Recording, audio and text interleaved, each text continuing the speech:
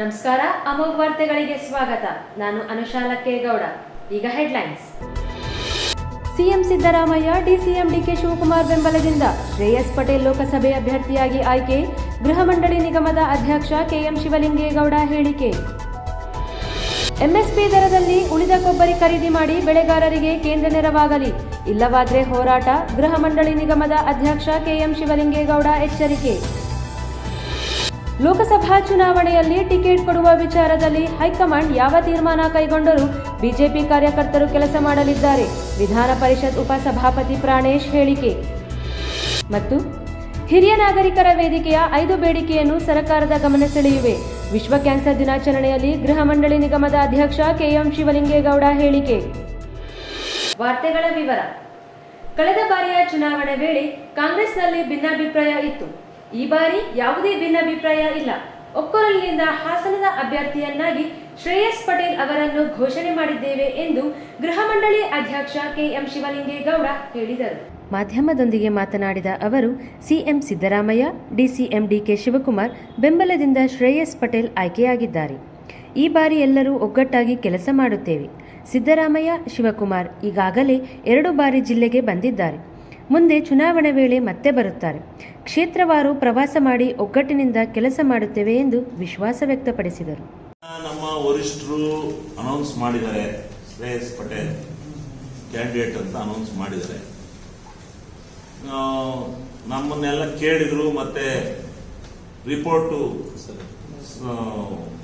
ತನಿಖೆ ಮಾಡಿದಾಗ, ಸರ್ವೆ ಮಾಡಿಸಿದಾಗ ಅವ್ರ ಹೆಸರು ಬಂದಿದೆ. ತನಿಖೆನಲ್ಲಿ ಶ್ರೇಯಸ್ ಪಟೇಲ್ಗೆ ಜನಾಭಿಪ್ರಾಯ ಜಾಸ್ತಿ ಬಂದಿದೆ, ಅವನಿಗೆ ಕೊಡ್ತೀವಿ ಅಂದರು. ಎಲ್ಲರೂ ಒಮ್ಮತದಿಂದ, ಇಡೀ ಜಿಲ್ಲೆನಲ್ಲಿ ಯಾವುದೇ ಭಿನ್ನಾಭಿಪ್ರಾಯ ಇಲ್ಲದೇ ಒಮ್ಮತದಿಂದ ಆ ಹೆಸರನ್ನು ನಾವು ಒಪ್ಕೊಂಡಿದ್ದೀವಿ, ಸ್ವಾಗತ ಮಾಡಿದ್ದೀವಿ. ಸ್ವಾಗತ ಮಾಡಿ ನಾವೀಗಾಗಲೇ ಚುನಾವಣಾ ಪೂರ್ವವಾಗಿ 2 ಸಭೆನ ಮಾಡಿದೆ. 2 ಸಭೆ ನಡೆದಿದೆ. ಮುಖ್ಯಮಂತ್ರಿ ಡಿಸಿ ಬಂದಿದ್ದಾರೆ, ನಡೆದಿದೆ. ಈಗಲೂ ಸತ್ಯ ನಾವೆಲ್ಲ ಒಗ್ಗಟ್ಟಾಗಿ ನಮ್ಮಲ್ಲಿರೋ ಭಿನ್ನಾಭಿಪ್ರಾಯ ಎಲ್ಲವನ್ನೂ ಸರಿ ಮಾಡೋಣ. ಈ ಸಾರಿ ಏನಾದರೂ ಮಾಡಿ ಎಂಪಿನ ನಾವು ತಗೊಳ್ಳೇಬೇಕು ಅಂತೇಳಿ ಹೋರಾಟ ಮಾಡ್ತೀವಿ. ಪ್ರಬಲವಾದ ಸಿದ್ದರಾಮಣ್ಣ, ಡಿಕೆ ಶಿವಕುಮಾರ್ ಅವರ ನೇತೃತ್ವದಲ್ಲಿರತಕ್ಕಂಥ ಕಾಂಗ್ರೆಸ್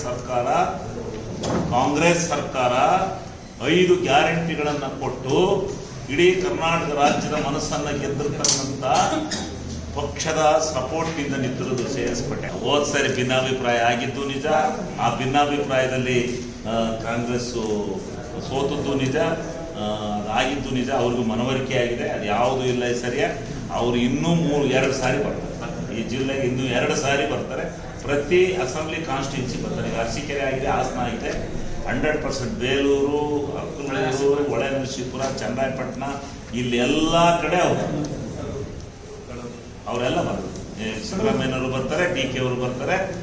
ಯಾವುದೇ ಭಿನ್ನಾಭಿಪ್ರಾಯ ಇಲ್ಲದೇ ಒಮ್ಮತದಿಂದ ಈ ಸಾರಿ ಒಂದೇ ಒಂದು ಅವಕಾಶ ಇಲ್ಲದೇ ಚುನಾವಣೆಗೆ ಹೋಗ್ತಾ ಇದ್ದೀವಿ.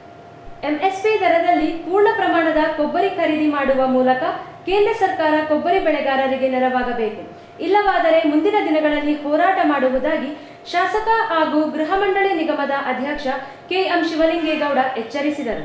ನೀವು ಬಂದು ಕೊಬ್ಬರಿನ ಮುಕ್ತ ಬೆಲೆನಲ್ಲಿ ಎಂಎಸ್ಪಿ ದರದಲ್ಲಿ ಮಾರ್ಕೊಂಡು ಹೋಗಿ ಅಂತೇಳಿ ಕೇಂದ್ರ ಸರ್ಕಾರ ನಾಪೆಡ್ ಸಂಸ್ಥೆಗೆ ಹೇಳ್ತು ಅಂತ ಇಟ್ಕೊಳ್ಳಿ, ಫ್ರೀ ಬಿಡ್ತು ಅಂತ ಇಟ್ಕೊಳ್ಳಿ. ಏನು ಲಾಸ್ ಆಗುತ್ತೆ ಇವರಿಗೆ? 1,42,000 ಕ್ವಿಂಟಾಲ್ಗೆ ಏನು ಲಾಸ್ ಆಗ್ಬೋದು ಇವರಿಗೆ? ಅದಕ್ಕೆ MSP ರೇಟ್ನೂ ಕೊಡೋಂಗಿಲ್ಲ, ಅದನ್ನು ಇವ್ರು ಹಿಡಿತದಲ್ಲೇ ಇಟ್ಕೊಳ್ಳೋದು.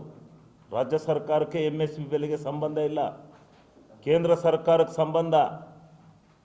ಕೇಂದ್ರ ಸರ್ಕಾರ ಹಿಂದೆ 1.5 ವರ್ಷಗಳ ಕಾಲ ರೈತರು MSP ಬೆಲೆಗೋಸ್ಕರ ಹೋರಾಟ ಮಾಡಿದಾಗ ಡೆಲ್ಲಿ ಗೇಟಲ್ಲಿ ನಿಮಗೆ MSP ರೇಟನ್ನು ಆಗಿಂದಾಗ್ಗೆ ಪರಿಷ್ಕರಣೆ ಮಾಡಿ, ವೈಜ್ಞಾನಿಕವಾದಂಥ ಬೆಲೆನಲ್ಲಿ ಆಗಿಂದಾಗ್ಗೆ ಪರಿಷ್ಕರಣೆ ಮಾಡಿ ನಿಮ್ಗೆ MSP ಬೆಲೆ ಕೊಡ್ತೀವಿ, ನೀವು ರೈತರು ಯಾವಾಗ ಬೇಕಾದ್ರೂ ಮಾರ್ಕೆಟಲ್ಲಿ ಮಾರ್ಕೊಳ್ಳಿ ಅಂತ ಹೇಳಿ ವಾಗ್ದಾನ ಕೊಟ್ಟು ಅವರನ್ನು ಸ್ಟ್ರೈಕಿಂದ ಎಬ್ಬರಿಸಿರಿ. ಈಗ MSP ಬೆಲೆಯನ್ನು ಇವತ್ತಿನವರೆಗೂ ಕೊಟ್ಟಿಲ್ಲ. ಇವತ್ತಿನವರೆಗೂ ಡೆಲ್ಲಿ ಗೇಟಲ್ಲಿ ಮತ್ತೆ ಸ್ಟ್ರೈಕ್ ಹುಡ್ಕೊಂಡು ಕೂತಿದ್ದಾರೆ ರೈತರೆಲ್ಲ. ಈ MSP ಬೆಲೆ, ಕನಿಷ್ಠ ಬೆಂಬಲ ಬೆಲೆ ಒಂದನ್ನೇ ಇಡೀ ರಾಜ್ಯದ ರೈತರು ಎಲ್ಲ ಕೇಳ್ತಾ ಇರ್ತಕ್ಕಂಥದ್ದು. ಇದು ಯಾರ ಮನೆ ಆಸ್ತಿ ಅಲ್ಲ. ಕೇಂದ್ರ ಸರ್ಕಾರದಲ್ಲಿ ಟ್ಯಾಕ್ಸಸ್ಸಲ್ಲಿ ಇಷ್ಟು ಪರ್ಸೆಂಟು ರೈತನ ಸಂಚಿತ ನಿಧಿಗೆ, ಅವನ ಸಂಕಷ್ಟಗಳಿಗೆ ಸಿಕ್ಕಿದಾಗ ಆ ರೈತನ ಸಂಚಿತ ನಿಧಿಗೆ ಕೊಡಬೇಕು ಅಂತಕ್ಕಂಥದ್ದು ಕಾನೂನಾತ್ಮಕವಾದಂಥ ವ್ಯವಸ್ಥೆ. ಇದನ್ನು ಬಿಟ್ಟು ನೀವು MSP ರೇಟನ್ನು ಕೊಡ್ದಲೇ ಕೇವಲ ನಮ್ಮ ಹಾಸನ ಜಿಲ್ಲೆ 1,42,000 ಕೊಬ್ಬರಿ ತಗೊಳಕ್ಕೆ ಇನ್ನು ಹೆಚ್ಚುವರಿಯಾಗಿ ನೀವು ಬೀದಿಲಿ ಮನಗಿಸಿ ಅವ್ರನ್ನ ಅಲ್ಲೇ ಪಾಪ ಹೊಟ್ಟೆ ಉರಿಯುತ್ರಿ. ಅನ್ನ ತಗೊಂಡು ಊಟ ಕೊಟ್ಟರೆ ಆ ಗೇಟ್ನಿ ಆ ಕ್ಯೂನಲ್ಲಿ ನಿಂತಿದ್ದಾರಲ್ಲ ಅದರಿಂದ ಈಚೆ ಕಡೆ ಬರೋಕ್ಕೆ ಒಲ್ರು. ಆ ಸುಡುತ್ತೆ ಅನ್ನ, ಅಲ್ಲೇ ಹಿಡ್ಕೊಂಡು ಅಲ್ಲೇ ತಿಂತಾರೆ, ಅಲ್ಲೇ ನೀರು ಕುಡಿತಾರೆ. ರೀಸರ್ಚ್ಗೆ ಹೋಗೋಕ್ಕಾಗಲ್ವಲ್ರಿ. ಆ ಪರಿಸ್ಥಿತಿ ತಂದಿಟ್ಬಿಟ್ರಲ್ಲ. ಏನಾಗೋದು ನಿಮಗೆ? 1,42,000 ಜನಕ್ಕೆ ಏನು ಈ ದೇಶ ಏನು ಮುಳುಗೋಗ್ಬಿಡಲ್ಲ? ಯಾರ್ಯಾರೀ 15,000 ಕೋಟಿ ಅವ್ರು ಯಾರೋ ಇಂಡಸ್ಟ್ರಿಯಲಿಸ್ಟ್ನವರು ನಾವು ಲಾಸ್ ಆಗಿದ್ದೀವಿ ಅಂದ್ರೆ ಮಜಾ ಮಾಡ್ತೀರಿ, ಏನು ಬೇಕಾದ್ರೂ ಸವಲತ್ತು ಕೊಡ್ತೀರಿ. ಈ ರೈತನಿಗೆ ಈ ಜಿಲ್ಲೆಯಲ್ಲಿ, ಹಾಸನ ಜಿಲ್ಲೆಯಲ್ಲಿ ಮೇಯ್ನ್ ಕ್ರಾಪು ಹಾಸನ ಜಿಲ್ಲೆಯಲ್ಲಿ. ಹಾಸನ ಬಿಟ್ಟರೆ ತುಮಕೂರು ಅಲ್ಲೊಂದು ಲಕ್ಷ, 3 ಲಕ್ಷ ಹೆಕ್ಟೇರ್ ಇದು ಕೊಬ್ಬರಿ ಹೆಚ್ಚಿಗೆ ಖರೀದಿ ಮಾಡಿದರೆ ಏನಾಗ್ಬಿಡೋದು? 2-3 ಲಕ್ಷ ಹೆಚ್ಚುವರಿ ಮಾಡ್ತೀವಿ ಅಂದರೆ ಮುಗ್ದ ಹೋಗಿತ್ತು. ಯಾವಾಗ ಬೇಕಾದ್ರೆ ಅವನು ಯಾತ್ಗೆ ಅವನ್ನ ರಾತ್ರಿ ಎಲ್ಲ ಮನಗಿಸಿ ಹಗಲೆಲ್ಲ ಮನಗಿಸಿ. ಹೆಂಗಸ್ರನ್ನ ಬೀದಿಲಿ ಮನಗಿಸಿರಲ್ರಿ, ಹೆಂಗಸ್ರನ್ನ ಬೀದಿಲಿ ಮನಗಿಸಿರಲ್ರಿ. ಆ ಹೊರಾಂಡದೊಳಗೆ ಹೆಂಗಸರು ಬೆಳಗೆಲ್ಲ ಮನಿಕೊಂಡ್ರಲ್ರಿ, ಸೊಳ್ಳೆ ಕುಟ್ಟು ಕಡಿಸ್ಕೊಂಡು. ನಾಚಿಕೆ ಆಗಲ್ವೇನ್ರಿ ನಿಮಗೆ? ನಿಮಗೆ ಮಾನ ಮರಿ ದೊಡ್ಡದಾಗ ಮಾತಾಡ್ತಾರೆ ಇವರು BJP ಸರ್ಕಾರ ಸೆಂಟ್ರಲಲ್ಲಿ ಇಟ್ಕೊಂಡು. ಆತ್ಮಗೌರವ ಇಲ್ಲ ಇವರಿಗೆ, ಆತ್ಮಗೌರವ ಇಲ್ವೇ? ಲೋಕಸಭೆ ಚುನಾವಣೆಯಲ್ಲಿ 3ನೇ ಬಾರಿ ಮೋದಿ ಅವರನ್ನು ಪ್ರಧಾನಿ ಮಾಡಲು ಟಿಕೆಟ್ ಕೊಡುವ ವಿಚಾರದಲ್ಲಿ ಹೈಕಮಾಂಡ್ ಯಾವ ತೀರ್ಮಾನ ಕೈಗೊಂಡರೂ ಕಾರ್ಯಕರ್ತರು ಒಗ್ಗೂಡಿ ಕೆಲಸ ಮಾಡಲಿದ್ದಾರೆ ಎಂದು ವಿಧಾನ ಪರಿಷತ್ ಉಪಸಭಾಪತಿ ಪ್ರಾಣೇಶ್ ಭರವಸೆ ನೀಡಿದರು. ಪತ್ರಿಕಾಗೋಷ್ಠಿಯಲ್ಲಿ ಮಾತನಾಡಿದ ಅವರು, ಮೋದಿ ಅವರು ಈ ಹಿಂದೆ ನೀಡಿದ್ದ ಎಲ್ಲ ಭರವಸೆಗಳನ್ನು ಈಡೇರಿಸಿ ಇದೀಗ ಮುಂದಿನ ಚುನಾವಣೆಗೆ ಸಜ್ಜಾಗಿದ್ದಾರೆ. ವಿರೋಧ ಪಕ್ಷಗಳು ಜನರ ದಿಕ್ಕು ತಪ್ಪಿಸುವ ಪ್ರಯತ್ನ ಮಾಡುತ್ತಿದ್ದಾರೆ. ಆದರೆ ಅವರು ಏನೇ ಪ್ರಯತ್ನ ಮಾಡಿದರೂ ದೇಶದ ಬಗ್ಗೆ ಯೋಚಿಸುವ ಜನಸಾಮಾನ್ಯರು, ಮತದಾರರು ಮೋದಿಯವರಿಗೆ ಮತ ನೀಡುವ ಮೂಲಕ ಮತ್ತೆ 3ನೇ ಬಾರಿ ಪ್ರಧಾನಮಂತ್ರಿ ಮಾಡುವುದು ನಿಶ್ಚಿತ. ಈ ಬಾರಿ ಲೋಕಸಭಾ ಚುನಾವಣೆಯಲ್ಲಿ 400 ಸೀಟುಗಳನ್ನು ಗೆಲ್ಲುವ ಗುರಿಯನ್ನು ಬಿಜೆಪಿ ಹೊಂದಿದೆ. ಈಗಾಗಲೇ ಬಿಜೆಪಿ ವಿವಿಧ ನಾಯಕರ ನೇತೃತ್ವದಲ್ಲಿ ರಾಜ್ಯಾದ್ಯಂತ ಪ್ರವಾಸ ಮಾಡಿದ್ದು, ರಾಜ್ಯದಲ್ಲಿ ಈ ಬಾರಿ ಬಿಜೆಪಿ ಬಗ್ಗೆ ಜನರ ಒಲವು ಹೆಚ್ಚಾಗಿದೆ ಎಂದು ಹೇಳಿದರು. ಅಂಬೇಡ್ಕರ್ ಬರೆದಿರೋದನ್ನ ತಿದ್ದುಪಡಿ ಮಾಡಿ ಅಂತ ಹೇಳಿಲ್ಲ. ಏನಾದ್ರೂ ಬೇರೆ ಬದಲಾವಣೆಗಳು, ನಿಮ್ಮ ಉದಾಹರಣೆಗೆ ಆರ್ಟಿಕಲ್ 370 ಏನಿತ್ತು, ಅದನ್ನ ಯಾವುದು ಕ್ರಿಯೇಷನ್ ಆಗಿದೆ, ಈ ಸಂವಿಧಾನದ ಒಳಗಡೆ ಯಾವುದು ಕ್ರಿಯೇಷನ್ ಆಗಿದೆ ಅವುಗಳು ತಿದ್ದುಪಡಿ ಆಗ್ಬೇಕು ಅಂತ ಅಂಬೇಡ್ಕರ್ ಬರೆದಿಲ್ಲ. ಆರ್ಟಿಕಲ್ 370 ಸಂವಿಧಾನದ ಒಳಗಡೆ ಕಾಶ್ಮೀರಕ್ಕೆ ಅದನ್ನ ಕೊಡಿ ಅಂತ ಹೇಳಿ ಬರೆದಿರ್ಲಿಲ್ಲ. ಅವರು ಅದನ್ನ ಕ್ರಿಯೇಟ್ ಮಾಡ್ಕೊಂಡಂತದ್ದು, ಅಂತವನ್ನ ಬದಲಾವಣೆ ಮಾಡುವಂತ ವ್ಯವಸ್ಥೆಗಳಾಗುತ್ತೆ. ಬಿಟ್ರೆ ಅಂಬೇಡ್ಕರ್ ಬರೆದಿರುವಂತ ಸಂವಿಧಾನದ ವಿಚಾರಗಳಲ್ಲಿ ಯಾವುದೇ ಬದಲಾವಣೆಗಳು ಇರೋದಿಲ್ಲ. ಇದು ಸ್ಪಷ್ಟ. ಇದನ್ನ ಅದರೊಳಗಿಲ್ಲ ಕ್ರಿಯೇಟ್ ಮಾಡ್ಕೊಂಡಿರುವಂತ ಸಂವಿಧಾನಗಳನ್ನ ಈಗ ಯಾರೋ ಮಧ್ಯದಲ್ಲಿ ಬಂದು ಕ್ರಿಯೇಟ್ ಮಾಡಿ ಸಂವಿಧಾನದೊಳಗೆ ಜೋಡಿಸುವಂತದನ್ನ ಅದನ್ನ ತೆಗೆದು ಹೊಸ ಜೋಡಿಸುವಂತ ಕೆಲಸಗಳಾಗ್ಬೋದಿಲ್ಲ, ಬೇರೆ ಏನೂ ಆಗೋದಿಲ್ಲ. ಹಾಗಾಗಿ ಸಂವಿಧಾನದ ಬಗ್ಗೆ ಮಾತನಾಡೋದಕ್ಕೆ ನಮ್ಮ ವಿರೋಧ ಪಕ್ಷದವರಿಗೆ ಯಾವುದೇ ನೈತಿಕತೆಗಳಿಲ್ಲ, ಯಾವುದೇ ಹಕ್ಕಿಲ್ಲ. ಅಂಬೇಡ್ಕರ್ ಅವ್ರನ್ನ ಚುನಾವಣೆಯಲ್ಲಿ ಸೋಲಿಸಿದಂತವ್ರು, ಅಂಬೇಡ್ಕರ್ ಅವರಿಗೆ ಒಂದು ಸೀಟನ್ನ ಕೊಡ್ತಿದ್ದಂಥವ್ರು, ಅವರನ್ನ ಪಾರ್ಲಿಮೆಂಟ್ ಒಳಗಡೆ ಬರ್ಲಿಕ್ಕೆ ಅವಕಾಶ ಕೊಟ್ಟಿದ್ದಂಥವ್ರು ಇವತ್ತು ಅಂಬೇಡ್ಕರ್ ಅವ್ರನ್ನ ಸಂವಿಧಾನದ ವಿಚಾರಗಳ ಒಳಗಡೆ ಮಾತನಾಡ್ತಾರೆ. ಸಂವಿಧಾನ ಜಾಗೃತಿಯ ಒಂದು ಸಮಾವೇಶ ಮಾಡ್ತಾರೆ. ಅದರೊಳಗೆ ಸಂವಿಧಾನದ ಬಗ್ಗೆ ಮಾತನಾಡೋದಿಲ್ಲ. ಕೇವಲ ಕೇಂದ್ರ ಸರ್ಕಾರ ಪ್ರೋಟೋಕಾಲ್ ಅಡಿ ನಡೆಯುವಂಥದ್ದು ಸರ್ಕಾರಿ ಕಾರ್ಯಕ್ರಮ. ಅದು ಬೆಂಗಳೂರಿನಲ್ಲಿ ನಡೆದಂಥದ್ದು. ಯಾವ ಕೆಳಮಟ್ಟಕ್ಕೆ ಇಳಿದಿದ್ದಾರೆ ಇವರು ಕಾಂಗ್ರೆಸ್ಸಿಗರು ಅಂತ ಹೇಳಿದ್ರೆ ಅದನ್ನು ಕೂಡ ರಾಜಕೀಯಗಳನ್ನ ಗೊಳಿಸುವಂತ ಕೆಲಸವನ್ನ ಮಾಡಿದ್ದಾರೆ. ಹೌದು, ಒಂದು ಕೊನೆಯ ಹಂತದಲ್ಲಿ ಕೊನೆಗೆ ಅವರಿಗೆ 6 ಅಡಿ 3 ಅಡಿ ಜಾಗವನ್ನ ಕೊಡದಿದ್ದಂಥವ್ರು ಇವತ್ತು ಅಂಬೇಡ್ಕರ್ ಬಗ್ಗೆ ಮಾತನಾಡ್ತಾರೆ. ಹಾಗಾಗಿ ಅವ್ರ ಬಗ್ಗೆ ಹೆಚ್ಚಿಗೆ ಹೇಳಲಿಕ್ಕೆ ಹೋಗೋದಿಲ್ಲ. ಯಾಕೆಂದ್ರೆ ಅವರಿಗೆ ಅಂಬೇಡ್ಕರ್ ಅವರ ಬಗ್ಗೆ ಮಾತನಾಡೋದಕ್ಕೆ ಯಾವ ತರದ ನೈತಿಕತೆಗಳು ಇಲ್ಲ. ಕೇವಲ ರಾಜಕಾರಣಕ್ಕೋಸ್ಕರ ಮಾತನಾಡ್ತಾರೆ. ರಾಜಕಾರಣ ಬೇಡ ಅಂತ 6 ದಿವಸ ಅಂಬೇಡ್ಕರ್ ಅವ್ರನ್ನ ಕೈ ಬಿಡುವಂತ. ಆದ್ರೆ ನಾವು ಹಾಗಲ್ಲ. ನಾವು ಇವತ್ತು ನರೇಂದ್ರ ಮೋದಿ ಅವರು ಅಂಬೇಡ್ಕರ್ ಎಲ್ಲಿದ್ರು? ಅಂಬೇಡ್ಕರ್ ಲಂಡನ್ ಅಲ್ಲಿದ್ರು, ಭಾರತದಲ್ಲಿ ಎಲ್ಲೆಲ್ಲಿ ಅವರ ಎಲ್ಲವನ್ನೂ ಕೂಡ ಗುರುತಿಸಿ ಎಲ್ಲಾ ವ್ಯವಸ್ಥೆಗಳನ್ನು ಮಾಡಿ ಅವರು ಶಾಶ್ವತವಾಗಿ ಭಾರತ ರತ್ನವನ್ನು ಯಾಕೆ ಕೊಡ್ಲಿಲ್ಲ? ಇವ್ರು ಹೇಳ್ತಾರಲ್ಲ, ಈ ಸಂದರ್ಭದಲ್ಲಿ ಎಷ್ಟು ವರ್ಷ ಆಡೋದು, ಭಾರತ ರತ್ನ ಕೊಡ್ಲಿಕ್ಕೆ ಆಗಿದ್ದ ಅವ್ರ ಕೈಲಿ? ಕೊಡ್ಲಿಲ್ಲ. ಅಷ್ಟೇ ಸಾಕಲ್ಲ, ಇನ್ನೇನ್ ಬೇಕು ಅಂತವ್ರನ್ನ ಗುರುತಿಸಿ ಎಲ್ಲ ಮಾಡಿರುವಂತದ್ದು ಭಾರತೀಯ ಜನತಾ ಪಕ್ಷದ ನೇತೃತ್ವದ ಎನ್ಡಿಎ. ಎಲ್ಲ ಹಿಂದೆ ಯಾರ್ಯಾರು ದೇಶಕ್ಕೋಸ್ಕರ ಏನ್ ಮಾಡಿದ್ದಾರೆ ಹೇಳೋದಕ್ಕೆ ನಾಲ್ಗೆಗೆ ಮೂಳೆ ಇಲ್ಲ. ಕಾಂಗ್ರೆಸ್ನವರು ಹಿಂದೆಯಿಂದಲೂ ಸುಳ್ಳು ಹೇಳ್ಕೊಂಡು ಬಂದ್ರು. ಅದೇ ಅವಧಿಯಲ್ಲಿ ಗರೀಬಿ ಹಟಾವು ಅಂತ ಹೇಳಿ ಗರೀಬರನ್ನ ಅಲ್ಲೇ ಇಟ್ಟು ಮೇಲ್ ತರುವಂತ ಪ್ರಯತ್ನನೇ ಆಗಲಿಲ್ಲ ನರೇಂದ್ರ ಮೋದಿ ಅವರು. ಇವತ್ತು ಎಲ್ಲ ಬಾಬಾ ಸಾಹೇಬ್ ಅಂಬೇಡ್ಕರ್ ಅವರನ್ನು ಕಾಂಗ್ರೆಸ್ ಈ ಹಿಂದೆ ಚುನಾವಣೆಯಲ್ಲಿ ಸೋಲಿಸಿ ಅವರು ಮರಣ ಹೊಂದಿದಾಗ ಅಂತ್ಯ ಸಂಸ್ಕಾರಕ್ಕೆ ಕೂಡ ಜಾಗ ನೀಡಲು ಹಿಂದೇಟು ಹಾಕಿದ್ದರು. ಆದರೆ ಬಿಜೆಪಿ ಅಂಬೇಡ್ಕರ್ ಅವರ ಕೊಡುಗೆ ಗುರುತಿಸಿ ಅವರು ಭೇಟಿ ನೀಡಿದ ಸ್ಥಳಗಳನ್ನು ಗುರುತಿಸಿ ಸ್ಮಾರಕ ಹಾಗೂ ನೆನಪಾಗಿ ಉಳಿಸುವ ಸ್ಥಳಗಳನ್ನಾಗಿ ಮಾಡುವ ಕೆಲಸ ಮಾಡಿದೆ ಎಂದು ಹೇಳಿದರು. ಚುನಾವಣೆಯಲ್ಲಿ ಸೋಲಿಸಿದಂತವರು, ಅಂಬೇಡ್ಕರ್ ಅವರಿಗೆ ಒಂದು ಸೀಟನ್ನ ಕೊಡ್ತಿದ್ದಂತವರು, ಅವರನ್ನ ಪಾರ್ಲಿಮೆಂಟ್ ಒಳಗಡೆ ಬರ್ಲಿಕ್ಕೆ ಅವಕಾಶ ಕೊಟ್ಟಿದ್ದಂತವರು ಇವತ್ತು ಅಂಬೇಡ್ಕರ್ ಅವರನ್ನ ಸಂವಿಧಾನದ ವಿಚಾರಗಳ ಒಳಗಡೆ ಮಾತನಾಡ್ತಾರೆ. ಸಂವಿಧಾನ ಜಾಗೃತಿಯ ಒಂದು ಸಮಾವೇಶ ಮಾಡ್ತಾರೆ. ಅದರೊಳಗೆ ಸಂವಿಧಾನದ ಬಗ್ಗೆ ಮಾತನಾಡೋದಿಲ್ಲ. ಕೇವಲ ಕೇಂದ್ರ ಸರ್ಕಾರ ಪ್ರೋಟೋಕಾಲ್ ಅಡಿ ನಡೆಯುವಂಥದ್ದು ಸರ್ಕಾರಿ ಕಾರ್ಯಕ್ರಮ ಅದು ಬೆಂಗಳೂರಿನಲ್ಲಿ ನಡೆದಂಥದ್ದು. ಯಾವ ಕೆಳಮಟ್ಟಕ್ಕೆ ಇಳಿದಿದ್ದಾರೆ ಇವರು ಕಾಂಗ್ರೆಸ್ಸಿಗರು ಅಂತ ಹೇಳಿದ್ರೆ ಅದನ್ನು ಕೂಡ ರಾಜಕೀಯಕರಣವನ್ನ ಗೊಳಿಸುವಂತ ಕೆಲಸವನ್ನ ಮಾಡಿದ್ದಾರೆ. ಹೌದು, ಒಂದು ಕೊನೆಯ ಹಂತದಲ್ಲಿ ಕೊನೆಗೆ ಅವರಿಗೆ 6 ಅಡಿ 3 ಅಡಿ ಜಾಗವನ್ನ ಕೊಡದಿದ್ದಂಥವ್ರು ಇವತ್ತು ಅಂಬೇಡ್ಕರ್ ಬಗ್ಗೆ ಮಾತನಾಡ್ತಾರೆ. ಹಾಗಾಗಿ ಅವ್ರ ಬಗ್ಗೆ ಹೆಚ್ಚಿಗೆ ಹೇಳಲಿಕ್ಕೆ ಹೋಗೋದಿಲ್ಲ. ಯಾಕೆಂದ್ರೆ ಅವರಿಗೆ ಅಂಬೇಡ್ಕರ್ ಅವರ ಬಗ್ಗೆ ಮಾತನಾಡೋದಕ್ಕೆ ಯಾವ ತರದ ನೈತಿಕತೆಗಳು ಇಲ್ಲ. ಕೇವಲ ರಾಜಕಾರಣಕ್ಕೋಸ್ಕರ ಮಾತನಾಡ್ತಾರೆ. ರಾಜಕಾರಣ ಬೇಡ ಅಂತ 6 ದಿವಸ ಅಂಬೇಡ್ಕರ್ ಅವ್ರನ್ನ ಕೈ ಬಿಡುವಂಥವ್ರು. ಆದ್ರೆ ನಾವು ಹಾಗಲ್ಲ. ನಾವು ಇವತ್ತು ನರೇಂದ್ರ ಮೋದಿ ಅವರು ಅಂಬೇಡ್ಕರ್ ಅವರು ಎಲ್ಲಿದ್ರು, ಅಂಬೇಡ್ಕರ್ ಲಂಡನ್ ಅಲ್ಲಿದ್ರು, ಭಾರತದಲ್ಲಿ ಎಲ್ಲೆಲ್ಲಿ ಅವರ ಎಲ್ಲವನ್ನೂ ಕೂಡ ಗುರುತಿಸಿ ಎಲ್ಲಾ ವ್ಯವಸ್ಥೆಗಳನ್ನು ಮಾಡಿ ಅವರು ಶಾಶ್ವತವಾಗಿ ಭಾರತ ರತ್ನವನ್ನು ಯಾಕೆ ಕೊಡ್ಲಿಲ್ಲ? ಇವ್ರು ಹೇಳ್ತಾರಲ್ಲ, ಈ ಸಂದರ್ಭದಲ್ಲಿ ಎಷ್ಟು ವರ್ಷ ಆಡೋದು, ಭಾರತ ರತ್ನ ಕೊಡ್ಲಿಕ್ಕೆ ಆಗಿದ್ದ ಅವ್ರ ಕೈಲಿ? ಕೊಡ್ಲಿಲ್ಲ. ಅಷ್ಟೇ ಸಾಕಲ್ಲ, ಇನ್ನೇನ್ ಬೇಕು ಅಂತವ್ರನ್ನ ಗುರುತಿಸಿ ಎಲ್ಲ ಮಾಡಿರುವಂತದ್ದು ಭಾರತೀಯ ಜನತಾ ಪಕ್ಷದ ನೇತೃತ್ವದ ಎನ್ಡಿಎ. ಮೈತ್ರಿ ಅಡಿಯಲ್ಲಿ ಹೈಕಮಾಂಡ್ ಯಾವುದೇ ತೀರ್ಮಾನ ಕೈಗೊಂಡರೂ ಕಾರ್ಯಕರ್ತರು ಒಗ್ಗೂಡಿ ಕೆಲಸ ಮಾಡಲಿದ್ದಾರೆ. ಹಾಸನದಲ್ಲಿ ಕೂಡ ಈಗಾಗಲೇ ತಾನು ಪ್ರೀತಂ ಗೌಡ ಹಾಗೂ ಇತರರ ಜೊತೆ ಕೂಡ ಮಾತನಾಡಿದ್ದೇನೆ. ಟಿಕೆಟ್ ನೀಡಿದರೂ ಎಲ್ಲರೂ ಒಗ್ಗೂಡಿ ಕೆಲಸ ಮಾಡಲಿದ್ದಾರೆ ಎಂದು ವಿಶ್ವಾಸ ವ್ಯಕ್ತಪಡಿಸಿದರು. ಕೇಂದ್ರದ ಚುನಾವಣೆಯಲ್ಲಿ ನಿರ್ಧಾರವನ್ನ ಮಾಡಿದ್ದೀವಿ. ಈಗ ನಮ್ಗೆ ಏನಿದೆ ಅಂದ್ರೆ ಎನ್ಡಿಎ, ಇವತ್ತು ನಾವೇನು ಗ್ರೂಪ್ ಅನ್ನ ಮಾಡ್ಕೊಂಡಿದ್ದೀವಿ ಎನ್ಡಿಎ ಗ್ರೂಪ್. ಯಾರು ಎನ್ಡಿಎ ಒಳಗೆ ಅಲ್ಲೇ ಕೂತ್ಕೊಂಡು ನಿರ್ಧಾರ ಮಾಡಿ ಈ ಕ್ಷೇತ್ರಕ್ಕೋ ಅಥವಾ ಇನ್ನೊಂದು ಕ್ಷೇತ್ರಕ್ಕೋ ಪಕ್ಕದ ಕ್ಷೇತ್ರಕ್ಕೋ ಯಾರ ಅಭ್ಯರ್ಥಿಗಳನ್ನ ಮಾಡಿ ಅಲ್ಲಿ ನಿರ್ಧಾರವನ್ನ ಮಾಡುತ್ತೆ. ಅದಕ್ಕೆ ಇಲ್ಲಿರುವಂತವ್ರು ಎಲ್ಲರೂ ನಾವು ಭದ್ರಾಗಿದ್ದೇವೆ. ಹಾಗಾಗಿ ಈ ಭಾಗದಲ್ಲೂ ಕೂಡ, ಈ ಭಾಗದಲ್ಲಿ ನಮ್ಮ ಯಾರ ಪ್ರಮುಖರುಗಳಿದ್ದಾರೆ, ಇಲ್ಲಿ ಉದಾಹರಣೆಗೆ ನಮ್ಮ ರಾಜ್ಯದ ಪ್ರಧಾನ ಕಾರ್ಯದರ್ಶಿಗಳು ಈ ನಿಮ್ಮ ಹಾಸನ ಭಾಗದಲ್ಲೂ ಇದ್ದಾರೆ, ಇಲ್ಲಿಯ ಜಿಲ್ಲಾಧ್ಯಕ್ಷರಿದ್ದಾರೆ, ಇಲ್ಲಿಯ ನಮ್ಮ ಎಲ್ಲ ಪದಾಧಿಕಾರಿಗಳಿದ್ದಾರೆ. ಇವರೆಲ್ಲರ ವಿಚಾರಗಳನ್ನು ತೆಗೆದುಕೊಂಡು ನಾವು ಮೇಲೆ ತಲುಪಿಸುವಂತ ಕೆಲಸವನ್ನು ಮಾಡ್ತೀವಿ ಏನಿದೆ.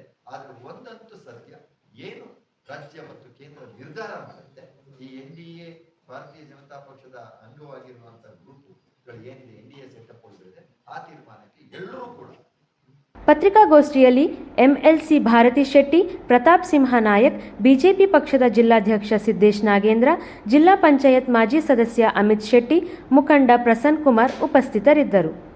ದಂತವೈದ್ಯಕೀಯ ಕಾಲೇಜು ಹಿಮ್ಸ್ ಕಟ್ಟಡಕ್ಕೆ ಸೋಲಾರ್ ವ್ಯವಸ್ಥೆ, ಏರ್ ಆಂಬ್ಯುಲೆನ್ಸ್ ಹಾಗೂ ಉತ್ತಮ ಕ್ರೀಡಾಂಗಣ ಸೇರಿ 5 ಬೇಡಿಕೆಯನ್ನು ಸರ್ಕಾರದ ಗಮನ ಸೆಳೆದು ಈಡೇರಿಸುವ ಕೆಲಸ ಮಾಡುವುದಾಗಿ ಗೃಹ ನಿರ್ಮಾಣ ಮಂಡಳಿ ಅಧ್ಯಕ್ಷ ಕೆಎಂ ಶಿವಲಿಂಗೇಗೌಡ ವಿಶ್ವಾಸ ವ್ಯಕ್ತಪಡಿಸಿದರು.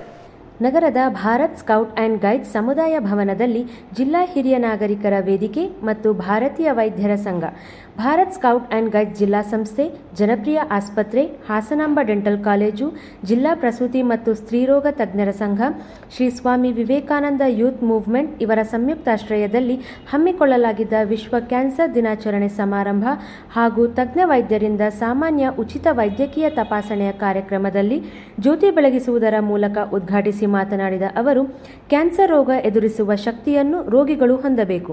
ವೈದ್ಯರ ಸಲಹೆ ಪಡೆದರೆ ಯಾವುದೇ ಕಠಿಣ ಸಮಸ್ಯೆಯನ್ನು ಸುಲಭವಾಗಿ ಎದುರಿಸಬಹುದು ಎಂದರು.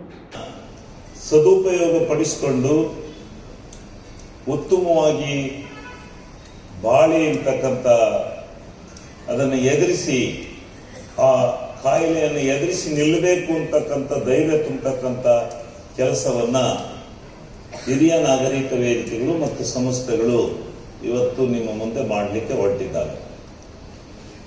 ಅದನ್ನ ತಾವೆಲ್ಲ ಅರ್ಥ ಮಾಡ್ಕೋಬೇಕು. ಅರ್ಥ ಮಾಡಿಕೊಂಡು ಉತ್ತಮವಾದಂಥ ರೀತಿಯಲ್ಲಿ ಇದನ್ನ ಎದುರಿಸ್ತಕ್ಕಂಥ ಶಕ್ತಿಯನ್ನ ನಮ್ಮ ಜೀವನದಲ್ಲಿ ನಾವು ಬಳಸಿಕೊಂಡು ಹೋರಾಟವನ್ನು ಮುಂದುವರಿಸಬೇಕು ಅಂತಕ್ಕಂಥದ್ದು ನನ್ನ ಒಂದು ಭಾವನೆ. ಇದಕ್ಕೆ ಬಹಳ ಜನ ಇತ್ತೀಚಿನ ದಿನಗಳಲ್ಲಿ ಹೆದರ್ತಾ ಇಲ್ಲ. ನಾನು ನೋಡ್ತಾ ಇದ್ದೆ, ಬಹಳ ಜನ ಕಿದ್ವಾಯಿ ಆಸ್ಪತ್ರೆಯಲ್ಲಿ, ಕೆಲವು ಖಾಸಗಿ ಆಸ್ಪತ್ರೆಗಳಲ್ಲಿ ತಜ್ಞರಿಂದ ಔಷಧಿಯನ್ನು ಪಡೆದು ಗುಣಮುಖರಾಗ್ತಕ್ಕಂಥವರ ಸಂಖ್ಯೆ ಜಾಸ್ತಿ ಇದೆ.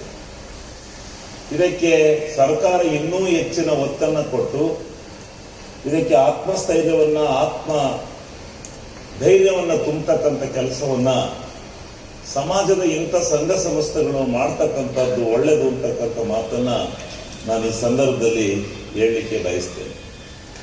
ಈ ರೀತಿ ಈ ಸಂಘ ಸಂಸ್ಥೆಗಳವರು, ಅದರಲ್ಲೂ ಡಾಕ್ಟರ್ಗಳೇ ಬಂದು ಪೇಷಂಟ್ಗಳಿಗೆ, ಸಾರ್ವಜನಿಕರಿಗೆ, ನಾಗರಿಕರಿಗೆ ಈ ವಿಚಾರಗಳನ್ನ ಮಥನ ಮಾಡ್ತಕ್ಕಂಥ, ವಿಚಾರ ಮಂಡನೆ ಮಾಡ್ತಕ್ಕಂಥ ಪ್ರವೃತ್ತಿಯನ್ನು ಬೆಳೆಸ್ಕೊಂಡ್ರೆ ಬಹುಶಃ ಇದು ದೊಡ್ಡ ಮರವಾಗಿ ಬೆಳೆದು, ಹೌದು ನನಗೆ ಡಾಕ್ಟ್ರೇ ಹೇಳ್ತಾ ಇದ್ದಾರೆ ಈ ಕ್ಯಾನ್ಸರ್ ರೋಗ, ಇದನ್ನು ನಿವಾರಣೆ ಮಾಡ್ತಕ್ಕಂಥ ಶಕ್ತಿ ನಮ್ಮಲ್ಲಿದೆ, ಅದನ್ನು ನಾವು ಧೈರ್ಯವಾಗಿ ಎದುರಿಸಬೇಕು ಅಂತಕ್ಕಂಥ ಚಿಂತನೆ ಅವರಿಗೆ ಬಂದಾಗ, ಆತ್ಮಧೈರ್ಯ ಬಂದಾಗ ಅದು ಹುಷಾರಾಗಲಿಕ್ಕೆ ಕಾರಣೀಭೂತವಾಗುತ್ತೆ.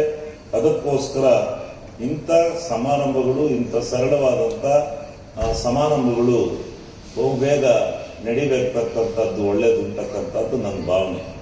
ಸರಕಾರಿ ಕೆಲಸದ ನಿವೃತ್ತರು ಇರೋಕೆ ಇಷ್ಟಪಡ್ತಾ ಇರಲಿಲ್ಲ. ಫ್ಲೋರೈಡ್ ನೀರು ಕುಡಿದರೆ 18 ಕಾಯಿಲೆ ಬರ್ತವೆ. ಇದನ್ನು ಅಸೆಂಬ್ಲಿಯಲ್ಲಿ ಚರ್ಚೆ ಮಾಡಿದ್ದೆನು. ಹೇಮಾವತಿ ನೀರು ಕೊಡದಿದ್ದರೆ ಮಾನವ ಹಕ್ಕು ಆಯೋಗಕ್ಕೆ ಹೋಗ್ತೀನಿ ಅಂದರು. ಆಗ ಕ್ಯಾಬಿನೆಟ್ನಲ್ಲಿ ಇಟ್ಟು ಸಿದ್ದರಾಮಯ್ಯ 350 ಕೋಟಿ ರು ವೆಚ್ಚದಲ್ಲಿ ಮಂಜೂರಾತಿ ನೀಡಿದರು ಎಂದು ಹೇಳಿದರು.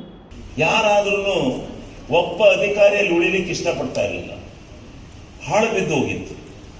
ಯಾವುದೇ ಒಂದು ಇದು ಕುಡಿಯೋ ನೀರಿಲ್ಲ, ಯಾತಕ್ಕೋಸ್ಕರ ಇರಬೇಕಿಲ್ಲಿ? ಆ ಫ್ಲೋರೈಡ್ ನೀರನ್ನು ಕುಡಿದ್ರೆ 18 ಕಾಯಿಲೆಗಳು ಬರ್ತವೆ, ಆಗೋದಿಲ್ಲ ಅಂತಕ್ಕಂಥ ಭಾವನೆ ಇತ್ತು. ನಾನು ಆ ಗಂಟು ಮೂಟೆನ ಹೊತ್ಕೊಂಡು ವಿಧಾನಸಭೆಗೆ ಹೋದೆ. ಅವ್ರು ಹೇಳಿದಂಥ ಚುಚ್ಚಿನ ಮಾತು ನನ್ನ ಮನಸ್ಸಿನಲ್ಲಿ ನಾಟಿತ್ತು. ಅದನ್ನು ಅಸೆಂಬ್ಲಿನಲ್ಲಿ ಪ್ರದರ್ಶನ ಮಾಡಿ, ಇಂಥ ಕಲ್ಮಶದ ನೀರನ್ನು ನಾವು ಕುಡಿದು ಬದುಕ್ತಾ ಇದ್ದೀವಿ, ನೀವು ಕೊಟ್ಟರೆ ನೀರು ಕುಡಿಯಿಲ್ಲ ಅಂದ್ರೆ ಮಾನವ ಹಕ್ಕು ಆಯೋಗಕ್ಕೆ ಹೋಗ್ತೇನೆ. ಇದಕ್ಕೋಸ್ಕರ ಅಷ್ಟೆಲ್ಲ ಹೋರಾಟ ಮಾಡಿ ನಮ್ಮ ಹಿರಿಯರು ಸ್ವತಂತ್ರ ಭಾರತವನ್ನು ತರಬೇಕಾಗಿತ್ತ? ಆ ಸ್ವತಂತ್ರ ಭಾರತದ ಹಿನ್ನೆಲೆಯಲ್ಲಿ ಇಂಥ ವ್ಯವಸ್ಥೆಯನ್ನು ಮಾಡಲಿಕ್ಕೆ ನೀವು ಸಾಧ್ಯ ಇಲ್ಲ ಅನ್ನೋದಾದರೆ ರಾಜ್ಯನ ಯಾಕೆ ನಡೆಸಬೇಕು? ಹೇಮಾವತಿ ನದಿಯಿಂದ ನೀರನ್ನು ಕೊಡಬೇಕು ಅಂತಕ್ಕಂಥ ಕೂಗನ್ನು ಹಾಕಿದೆ. ಆ ಸ್ಪೀಕರ್ ಅವರು ಅದನ್ನು ತರಿಸಿ ಪರಿಶೀಲನೆ ಮಾಡಿ ಪ್ರದರ್ಶನ ಮಾಡಿದರು. ಇಂಥ ನೀರನ್ನು ಕುಡಿತಾ ಇದ್ದಾರೆ, ದಯಮಾಡಿ ಇಲ್ಲಿಗೆ ನೀರಿನ ವ್ಯವಸ್ಥೆ ಮಾಡಿ ಅಂತ ಅವರು ನಮಗೆ ಪ್ರೇರಕರಾಗಿದ್ದಿತ್ತು. ಕೂಡಲೇ ಕ್ಯಾಬಿನೆಟ್ನಲ್ಲಿ ಇಟ್ಟು ಮಾರನೇ ದಿವಸ ಬಂದು ಇದೇ ಸಿದ್ದರಾಮಣ್ಣವರಿದ್ದು ಮುಖ್ಯಮಂತ್ರಿಗಳಾಗಿ ಬಂದು 350 ಕೋಟಿ ರೂಪಾಯಿನ ಅರಸೀಕೆರೆಗೆ ನಾನು ಕುಡಿಯೋ ನೀರನ್ನು ಕುಡಿಲಿಕ್ಕೆ, ಹೇಮಾವತಿ ನದಿಯಿಂದ ತರಲಿಕ್ಕೆ ನಾನು ಮಂಜೂರಾತಿ ಕೊಡ್ತಾ ಇದ್ದೇನೆ. ಇಂಥ ನೀರನ್ನು ಕುಡಿಬಾರ್ದು, ಇದು ಕುಡಿಬಾರ್ದು ಅಂತೇಳಿ ಇದೇ ಮಲ್ನಾಡ್ ಇಂಜಿನಿಯರಿಂಗ್ ಕಾಲೇಜಿನಲ್ಲಿ ಇದು ಕುಡಿಯೋಕ್ಕೆ ಯೋಗ್ಯವಲ್ಲದ್ದು ಅಂತ ಸರ್ಟಿಫಿಕೇಟ್ ತಗೊಂಡದ್ದೆ. ಅದನ್ನೂ ಮಾನವ ಹಕ್ಕು ಆಯೋಗ ಕೊಟ್ಟದ್ದೆ. ಎಲ್ಲ ರೆಕಾರ್ಡ್ಸ್ ಅನ್ನು ಕೊಟ್ಟಾಗ ಇಂಥ ಕುಡಿಲಿಕ್ಕೆ ಯೋಗ್ಯವಲ್ಲ ಅಂತ 10 ಸರ್ಟಿಫಿಕೇಟ್ಗಳಿದೆ. ಈ ನೀರನ್ನು ನಾವು ಇನ್ನೂ ಕುಡಿಸ್ತಾ ಇದ್ದೀವಿ ಅಂದರೆ ನಮಗೆ ನಿಜವಾಗ್ಲೂ ಒಳ್ಳೇದಾಗಲ್ಲ ಅಂತಕ್ಕಂಥ ದೃಷ್ಟಿಯಿಂದ ಮಾಡಿ ಇದನ್ನು ಹಿರಿಯ ನಾಗರಿಕರು ಮಾಡಬೇಕು. ಹಾಸನ ನಗರದಲ್ಲಿರುವ ಮೆಡಿಕಲ್ ಕಾಲೇಜನ್ನು ಗೆಂಡೆಕಟ್ಟೆಗೆ ಶಿಫ್ಟ್ ಮಾಡಲು ಹೇಳಿದ್ವಿ. ಊರಿನ ಹೊರಗೆ ಇದ್ದಿದ್ದರೆ ಹಾಸನ ಇನ್ನೂ ಕೂಡ ಹೆಚ್ಚಿನ ಅಭಿವೃದ್ಧಿ ಆಗುತ್ತಿತ್ತು ಎಂದು ಹೇಳಿದರು. ಬೆಳೆದು ಹೋಗ್ತಾ ಇದೆ, ರೈಲ್ವೆ ಜಂಕ್ಷನ್ ಇದೆ. ಎಲ್ಲಿಂದ ಕರ್ನ ಭಾರತ ದೇಶದ ಯಾವುದೇ ಮೂಲೆ ಬೇಕಾದ್ರೂ ಅರಸೀಕೆರೆಯನ್ನು ಕೂತ್ಕೊಂಡು ಪ್ರಯಾಣಿಸಬಹುದು. ಕುಡಿಯೋ ಶುದ್ಧವಾದ ನೀರಿದೆ. ಈ ಎಲ್ಲ ಕಾರಣದಿಂದ ನಾವು ಬಂದು ಅರಸೀಕೆರೆಯಲ್ಲಿ ಸೈಟ್ ತಗೊಂಡು ಮನೆ ಕಟ್ತೀವಿ ಅಂತ ಹೇಳಿ ವರ್ಷಕ್ಕೆ 2,000-3,000 ಮನೆಗಳನ್ನ ಕಟ್ಟುವಂಥ ಪ್ರವೃತ್ತಿಗೆ ಇವತ್ತು ಅರಸೀಕೆರೆ ಬೆಳೆದು ದೊಡ್ಡ ಎಮ್ಮರವಾಗಿ ಹೋಗ್ತಾ ಇದೆ. ಅಲ್ಲಿ ಏನೇನು ನಾಗರಿಕ ಸೌಲಭ್ಯಗಳು ಬೇಕು ಆ ಎಲ್ಲ ಸೌಲಭ್ಯಗಳನ್ನು ನಾವು ಮಾಡಿಕೊಟ್ಟದ್ರಿಂದ ಅದರ ಫಲ ಬೆಳೆದು ಹೋಗ್ತಾ ಇದೆ. ಹಾಸನೂ ಬೆಳೆದಿದೆ, ಹಾಗಂತ ಏನಿಲ್ಲ, ಹಾಸನ ಬಹಳ ಸಮೃದ್ಧಿಯಾಗಿಯೇ ಬೆಳೆದಿದೆ. ಆದರೆ ಇಲ್ಲಿರ್ತಕ್ಕಂಥ ಕೆಲವು ಅಡಚಣೆಗಳನ್ನು ಹಿರಿಯ ನಾಗರಿಕರು ಎತ್ತಿ ಹಿಡಿದಿದ್ದಾರೆ. ನಿಜವಾಗ್ಲೂ ಅದು ಒಳ್ಳೆ ಸಂಘ ಸಂಸ್ಥೆಗಳು ಎತ್ತಿ ಹಿಡಿದಿರ್ತಕ್ಕಂಥದ್ದು ಒಳ್ಳೆಯದು. ಒಂದು ಅವರ ಅನಿಸಿಕೆ ಪ್ರಕಾರ ಒಂದು ಡೆಂಟಲ್ ಕಾಲೇಜು ಅರಸೀಕೆರೆ ಹಾಸನಕ್ಕೆ ಆಗೋದು ಒಳ್ಳೆಯದು ಅಂತಕ್ಕಂಥದ್ದು. ಇದು ಮೆಡಿಕಲ್ ಕಾಲೇಜು ಬಹುಶಃ ನಾವು ಅವತ್ತೆಲ್ಲ ಹೇಳ್ದು, ಅವರು ಸ್ಟ್ರೈಕ್ ಮಾಡಿದವರು, ನಾವು ಗೆಂಡೆಕಟ್ಟೆ ಫಾರೆಸ್ಟ್ಗೆ ಹಾಕಿ ಇದನ್ನು, ಈ ಕಾಲೇಜನ್ನು ಈ ನಗರದೊಳಗೆ ಬೇಡ, ಇಕ್ಕಟ್ಟಾಗುತ್ತೆ. ನಗರ ವಿಶಾಲವಾಗಿ ಬೆಳೀಲಿ, ನಗರ ಇಲ್ಲೆಲ್ಲವೂ ಇರಲಿ. ಹೈಸ್ಕೂಲ್ ಗ್ರೌಂಡ್ ಅಂದರೆ ಸಾಯಂಕಾಲ 5 ಗಂಟೆ ಮೇಲೆ ಬಂದರೆ ಸಾವಿರಾರು ಜನ ಅಲ್ಲಿ ಎಂಥರೂ ಸತ್ಯ ಬಂದಲ್ಲಿ ಆಟ ಆಡ್ತಾ ಇದ್ರು. ಕಾರ್ಯಕ್ರಮದಲ್ಲಿ ಹಿರಿಯ ನಾಗರಿಕರ ವೇದಿಕೆ ಅಧ್ಯಕ್ಷ ವೈಎಸ್ ವೀರಭದ್ರಪ್ಪ, ಉಪಾಧ್ಯಕ್ಷೆ ಜಯಲಕ್ಷ್ಮಿ, ಸಂಸ್ಥಾಪಕ ಕಾರ್ಯದರ್ಶಿ ಬಿಕೆ ಮಂಜುನಾಥ್, ವಂಜಾಕ್ಷಿ ರಾಜಣ್ಣ, ಹಿಮ್ಸ್ ನಿರ್ದೇಶಕ doctor SV Santosh, doctor Jagadish, Hemalatha Pattabhi, Indian medical association ಅಧ್ಯಕ್ಷ ಡಾಕ್ಟರ್ ಎಚ್ಆರ್ ದೇವದಾಸ್, ಸ್ವಾತಂತ್ರ್ಯ ಹೋರಾಟಗಾರ ಎಚ್ಎಂ ಶಿವಣ್ಣ, ಒಕ್ಕಲಿಗರ ಸಂಘದ ಅಧ್ಯಕ್ಷ ಜಿಎಲ್ ಮುದ್ದೇಗೌಡ, ಡಾಕ್ಟರ್ ಅಬ್ದುಲ್ ಬಶೀರ್, ಮಾಜಿ ಶಾಸಕ BV Karigowda, doctor Bharathi Rajashekar, Mahalakshmi, doctor Lokesh, doctor Yathish ಉಪಸ್ಥಿತರಿದ್ದರು. ಅರಕಲಗೂಡು ತಾಲೂಕಿನ ಉತ್ತರ ಗಡಿ ಭಾಗದ ಬೋಳಕ್ಯಾತನಹಳ್ಳಿಯಲ್ಲಿ ಬಹುಗ್ರಾಮಗಳ ಕುಡಿಯುವ ನೀರು ಯೋಜನೆ ಅಡಿ ಹೊಳೆ ನೀರನ್ನು ಸಂಸ್ಕರಿಸಿ ಮನೆ ಮನೆಗೆ ಕುಡಿಯುವ ನೀರು ಒದಗಿಸುವ ಬಹುದೊಡ್ಡ ಯೋಜನೆಯ ಕಾಮಗಾರಿ ಪ್ರಗತಿಯಲ್ಲಿ ಇದೆ. ಆದರೆ ಯೋಜನೆಯನ್ನು ಅನುಷ್ಠಾನಕ್ಕೆ ತರುವ ಜಲಾಶಯ ಅಧಿಕಾರಿಗಳು ಮತ್ತು ಗುತ್ತಿಗೆದಾರರು ಮಾತ್ರ ಹೇಮಾವತಿ ಜಲಾಶಯದ ಮಹತ್ವ ಅರಿಯದೆ ಮನಬಂದಂತೆ ಕಾಮಗಾರಿ ನಡೆಸುತ್ತಿರುವುದು ಮಾತ್ರ ಶೋಚನೀಯವಾಗಿದೆ. ಹೇಮಾವತಿ ಅಣೆಕಟ್ಟು ಜಲಾಶಯದಿಂದ ಕೇವಲ 3-4 ಕಿಲೋಮೀಟರ್ ಅಂತರದಲ್ಲೇ ಈ ಕಾಮಗಾರಿ ನಡೆಯುತ್ತಿದ್ದು, ಯೋಜನೆಯ ಜಾಕ್ವೆಲ್ ನಿರ್ಮಾಣದ ಕಾಮಗಾರಿಗೆ ಭಾರೀ ಗಾತ್ರದ ಬಂಡೆ ಸಿಕ್ಕಿದ ಪರಿಣಾಮ ಹಿಂದೆ ಮುಂದೆ ಏನು ಯೋಚನೆ ಮಾಡದೆ ಗುತ್ತಿಗೆದಾರ ಕಾಮಗಾರಿಗೆ ಅಡ್ಡವಾದ ಬಂಡೆಯನ್ನು ಯಾವುದೇ ಕಾನೂನಾತ್ಮಕವಾದ ಸಲಹೆ ಸೂಚನೆಗಳನ್ನು ಪಡೆಯದೆ ಅಪಾರ ಪ್ರಮಾಣದ ಸ್ಫೋಟಕ ವಸ್ತುಗಳಿಂದ ಬಂಡೆ ಸಿಡಿಸಿರುವುದು ಹೇಮಾವತಿ ಅಣೆಕಟ್ಟು ಜಲಾಶಯಕ್ಕೆ ಅಪಾಯ ಎದುರಾಗಿದೆ. ಕಾಮಗಾರಿ ನಡೆಯುತ್ತಿರುವ ಸ್ಥಳದಿಂದ ಕೇವಲ 150-200 ಮೀಟರ್ ಅಂತರದಲ್ಲಿ ಇರುವ ಬೋಳಕ್ಯಾತನಹಳ್ಳಿ ಗ್ರಾಮಸ್ಥರಿಗೆ ಯಾವುದೇ ಮುನ್ಸೂಚನೆ ನೀಡದೆ ಏಕಾಏಕಿ ಬಂಡೆ ಸಿಡಿಸಿರುವುದು ಗ್ರಾಮಸ್ಥರಲ್ಲಿ ಆತಂಕದ ಜೊತೆಗೆ ಭಯಭೀತಿ ಶುರುವಾಗಿದೆ. ಗುತ್ತಿಗೆದಾರನ ಬೇಜವಾಬ್ದಾರಿತನದಿಂದ ಕಾಮಗಾರಿಯಿಂದ ತೆಗೆದ ಮಣ್ಣನ್ನು ಹೊಳೆಗೆ ಸುರಿಸುವ ಮೂಲಕ ಅರ್ಧದಷ್ಟು ಹೊಳೆಯನ್ನು ಮುಚ್ಚಲಾಗಿದೆ. ಇದರ ಜೊತೆಗೆ ಬಂಡೆ ಸ್ಫೋಟದಿಂದ ಗ್ರಾಮದ ಹಲವಾರು ಮನೆಗಳು ಬಿರುಕು ಮೂಡಿದೆ ಎಂದು ಗ್ರಾಮಸ್ಥರು ಆರೋಪಿಸಿದ್ದಾರೆ. ಈಗ ಪುಟ್ಟದೊಂದು ಬ್ರೇಕ್ನ ನಂತರ ಅಮೋಘ ವಾರ್ತೆಗಳು ಮುಂದುವರಿಯುವುದು.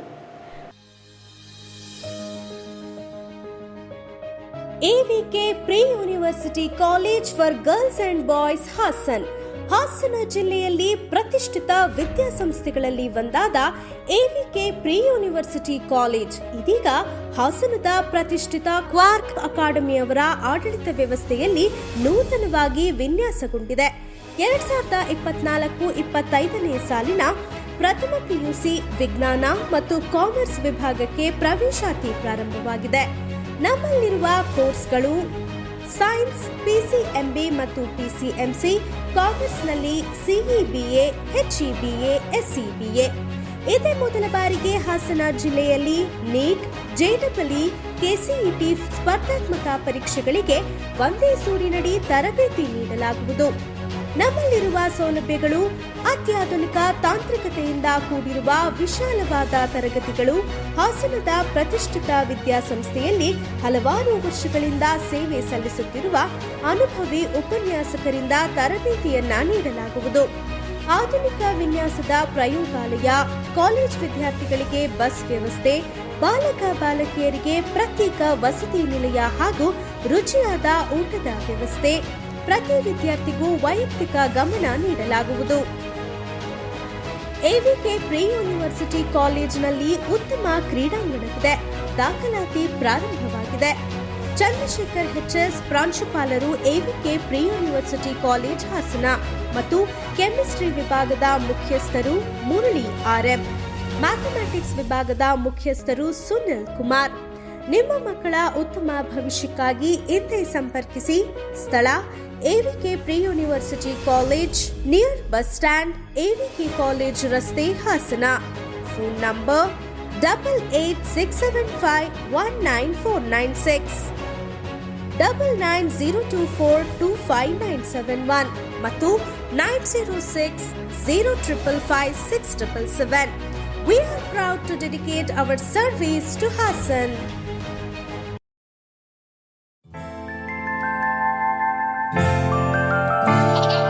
ನಗುವಿರಲಿ ಮನೆಯಲ್ಲಿ, ಮಗುವಿರಲಿ ಮಡಿಲಲ್ಲಿ, ತುಂಬಿರಲಿ ಸಂತಸ ಎಲ್ಲೆಲ್ಲೂ, ಹರಡುತ್ತಿರಿ ಸಂತಸ ಮನ ಮನೆಯಲ್ಲಿ ಸಂತಸ. ನಗುವಿರಲಿ ಮನೆಯಲ್ಲಿ, ಮಗುವಿರಲಿ ಮಡಿಲಲ್ಲಿ, ತುಂಬಿರಲಿ ಸಂತಸ ಎಲ್ಲೆಲ್ಲೂ, ಸಂತಸ. ಸಂತಸ IVF ಮತ್ತು ಎಂಟು ಸರ್ಜರಿ ಸೆಂಟರ್, ಹಾಸನ ಮತ್ತು Mysuru. Bhima jewellers marvellous March ಕೊಡುಗೆಗಳು ಮಾರ್ಚ್ 1ರಿಂದ 31ರವರೆಗೆ. ಈಗ ಪಡೆಯಿರಿ ಚಿನ್ನ ಮತ್ತು ಬೆಳ್ಳಿಯ ಆಭರಣಗಳ ಮೇಕಿಂಗ್ ಶುಲ್ಕದ ಮೇಲೆ 70% ವರೆಗಿನ ರಿಯಾಯಿತಿ ಮತ್ತು ಪ್ರತಿ ಕ್ಯಾರೆಟ್ ವಜ್ರದ ಖರೀದಿಯ ಮೇಲೆ ₹7,000 ಇನ್ಸ್ಟೆಂಟ್ ಕ್ಯಾಶ್ ಬ್ಯಾಕ್ ಜೊತೆಗೆ 3 ಲಕ್ಷದವರೆಗಿನ ಉಚಿತ ಗಿಫ್ಟ್ ಕಾರ್ಡ್ ಪಡೆಯಿರಿ. ಇನ್ನೂ ಹೆಚ್ಚು, ಪ್ರತಿ ಗ್ರಾಂ ಹಳೆಯ ಚಿನ್ನದ ವಿನಿಮಯದ ಮೇಲೆ ಹೆಚ್ಚುವರಿ ₹100 ಪಡೆಯಿರಿ. ಭೀಮಾ ಜುವೆಲರ್ಸ್ನ ಎಲ್ಲಾ ಮಳಿಗೆಗಳಲ್ಲಿ ಲಭ್ಯ. ಷರತ್ತುಗಳು ಅನ್ವಯ. ಪರಿವರ್ತನಾ ಅಕಾಡೆಮಿ ನಮ್ಮ ಹಾಸನ ನಗರದಲ್ಲಿ ಕಳೆದ 2 ವರ್ಷಗಳಿಂದ ನೀಟ್ ಹಾಗೂ ಸಿಇಟಿ ಪರೀಕ್ಷೆಗಳಲ್ಲಿ ಅತ್ಯಂತ ವಿಶ್ವಾಸಾರ್ಹ ಫಲಿತಾಂಶವನ್ನ ನೀಡುತ್ತಿರುವ ನಮ್ಮ ಹೆಮ್ಮೆಯ ತರಬೇತಿ ಸಂಸ್ಥೆ ಪರಿವರ್ತನಾ ಅಕಾಡೆಮಿಯಲ್ಲಿ ಪ್ರಸ್ತುತ ದ್ವಿತೀಯ PUC ವಿಜ್ಞಾನ ಪರೀಕ್ಷೆಯನ್ನ ಎದುರಿಸುತ್ತಿರುವ ವಿದ್ಯಾರ್ಥಿಗಳಿಗೆ ಮಾರ್ಚ್ ತಿಂಗಳಿನಲ್ಲಿ ಕ್ರ್ಯಾಶ್ ಕೋರ್ಸ್ ಪ್ರಾರಂಭವಾಗಲಿದೆ. ಸ್ಪರ್ಧಾತ್ಮಕ ಪರೀಕ್ಷೆಗಳಲ್ಲಿ ಉತ್ತಮ ಶ್ರೇಯಾಂಕವನ್ನ ಪಡೆಯುವಲ್ಲಿ ಯಶಸ್ವಿಯಾಗುವಂತೆ ತರಬೇತಿಯನ್ನ ನೀಡಲಾಗುವುದು. ವಿಶಿಷ್ಟ ಕೌಶಲ್ಯವುಳ್ಳ ಉಪನ್ಯಾಸಕರಿಂದ ತರಬೇತಿ ನೀಡಲಾಗುವುದು. ಮಾರ್ಚ್ 18ರಿಂದ ಏಪ್ರಿಲ್ 19ರವರೆಗೆ ಸಿಇಟಿ ಕ್ರ್ಯಾಶ್ ಕೋರ್ಸ್ ಹಾಗೂ ಮಾರ್ಚ್ 18ರಿಂದ ಮೇ 4ರವರೆಗೆ ನೀಟ್ ಕ್ರ್ಯಾಶ್ ಕೋರ್ಸ್ ತರಬೇತಿಗಳು ಇರುತ್ತವೆ. ಹೆಣ್ಣು ಮಕ್ಕಳು ಹಾಗೂ ಗಂಡು ಮಕ್ಕಳಿಗೆ ಪ್ರತ್ಯೇಕವಾದ ಹಾಸ್ಟೆಲ್ ಸೌಲಭ್ಯವಿರುತ್ತದೆ. ಹಾಸನ ನಗರದ ವಿದ್ಯಾರ್ಥಿಗಳಿಗೆ ಬಸ್ ಸೌಲಭ್ಯವಿರುತ್ತದೆ. ಪರೀಕ್ಷೆಗಳ ನಂತರವೂ ಸಹ ವಿದ್ಯಾರ್ಥಿಗಳು ಬಯಸಿದ ಕಾಲೇಜುಗಳಲ್ಲಿ ಪ್ರವೇಶಾತಿ ಪಡೆಯುವವರಿಗೆ ವಿದ್ಯಾರ್ಥಿಗಳಿಗೆ ಮಾರ್ಗದರ್ಶನ ನೀಡಲಾಗುವುದು. ಉತ್ತಮ ಫಲಿತಾಂಶ ಹಾಗೂ ಉಜ್ವಲ ಭವಿಷ್ಯಕ್ಕಾಗಿ ಸಂಪರ್ಕಿಸಿ ಪರಿವರ್ತನಾ ಅಕಾಡೆಮಿ, ಗೌರಿಕೊಪ್ಲು ಮುಖ್ಯ ರಸ್ತೆ, ವಿದ್ಯಾನಗರ, ಹಾಸನ. ಮೊಬೈಲ್ ಸಂಖ್ಯೆ 9019433089 ಮತ್ತು 9008637477 ಹಾಗೂ 08172796705. ನೀವು ನಿಮ್ಮ ಚಿನ್ನವನ್ನು ಪ್ರಸ್ತುತ ದರದಲ್ಲಿ ಮಾರಾಟ ಮಾಡಬೇಕೇ? ನೀವು ನಿಮ್ಮ ಗಿರವಿ ಇಟ್ಟಿರುವ ಚಿನ್ನವನ್ನು ಬಿಡಿಸಲು ಹಣ ಬೇಕೇ? ಹಿಂದೆ ಕರೆ ಮಾಡಿ ಸ್ಕಂದ ಗೋಲ್ಡ್ ಕಂಪನಿ 7996089960.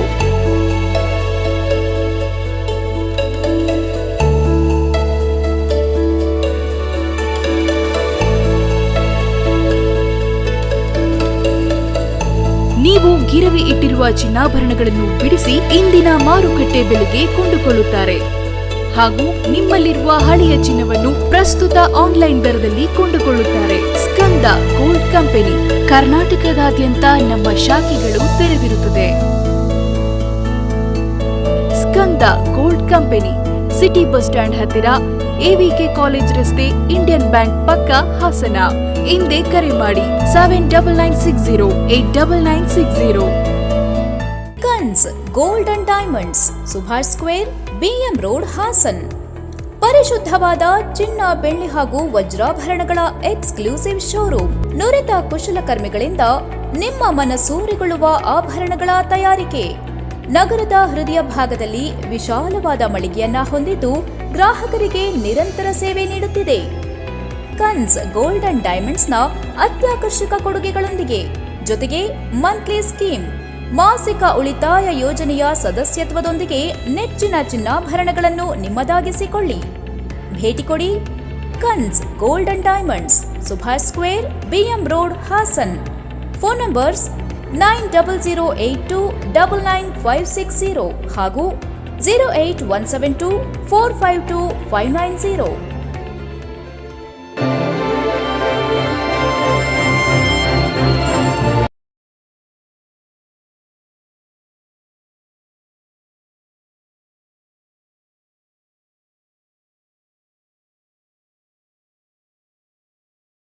ಮತ್ತೊಮ್ಮೆ ಅಮೋಘ್ ವಾರ್ತೆಗಳಿಗೆ ಸ್ವಾಗತ.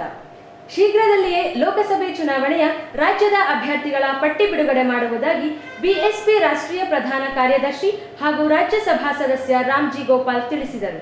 ನಗರದ ಪ್ರವಾಸಿ ಮಂದಿರದಲ್ಲಿ ಮಾಧ್ಯಮದೊಂದಿಗೆ ಮಾತನಾಡಿದ ಅವರು, ರಾಜ್ಯದ ಎಲ್ಲ ಕ್ಷೇತ್ರಗಳಿಗೂ ಲೋಕಸಭಾ ಸದಸ್ಯರನ್ನು ಈ ಬಾರಿ ಕಣಕ್ಕಿಳಿಸಲು ಬಿಎಸ್ಪಿ ಯೋಜನೆ ರೂಪಿಸಿದೆ. ಲೋಕಸಭಾ ಚುನಾವಣೆ ಹಿನ್ನೆಲೆಯಲ್ಲಿ ರಾಜ್ಯಾದ್ಯಂತ ಪ್ರವಾಸ ಮಾಡಿ ಜಿಲ್ಲಾ ಹಾಗೂ ಬೂತ್ ಮಟ್ಟದಲ್ಲಿ ಸಭೆ ನಡೆಸಿ ಅಭ್ಯರ್ಥಿಗಳ ಪಟ್ಟಿ ಮಾಡಿ ಚುನಾವಣೆ ಸಿದ್ಧತೆ ನಡೆಸಲಾಗುತ್ತಿದೆ ಎಂದು ಹೇಳಿದರು.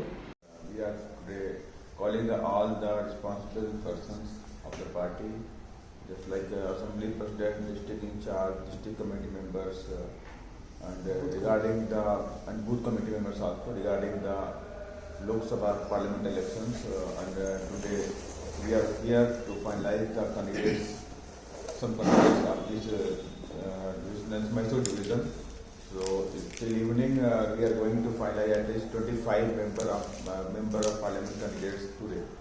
So this is a very important meeting for today. So that's why we are all members of the senior persons here. Alliance between anybody. According to our Supremo, order, we are contesting election in the state Karnataka without any alliance. We are going to contest alone. We are fight in all 628 seats. Within 2-3 days, we are going to issue the all 28 candidates list. So this is our cadre. They are just started the work regarding the parliament elections. Just like cycle rally, yatra, and town chalo and booth level meetings, sector level meetings, district level meetings. These are going on continuously. ಈ ಸಂದರ್ಭದಲ್ಲಿ BSP ರಾಜ್ಯಾಧ್ಯಕ್ಷ ಕೃಷ್ಣಮೂರ್ತಿ, ಜಿಲ್ಲಾ ಉಸ್ತುವಾರಿ ಮಲ್ಲೇಶ್, ರಾಜ್ಯ ಉಪಾಧ್ಯಕ್ಷ ಗಂಗಾಧರ್ ಬಹುಜನ್, ಜಿಲ್ಲಾ ಮಹಿಳಾ ಘಟಕದ ಅಧ್ಯಕ್ಷೆ ಶಿವಮ್ಮ ಉಪಸ್ಥಿತರಿದ್ದರು.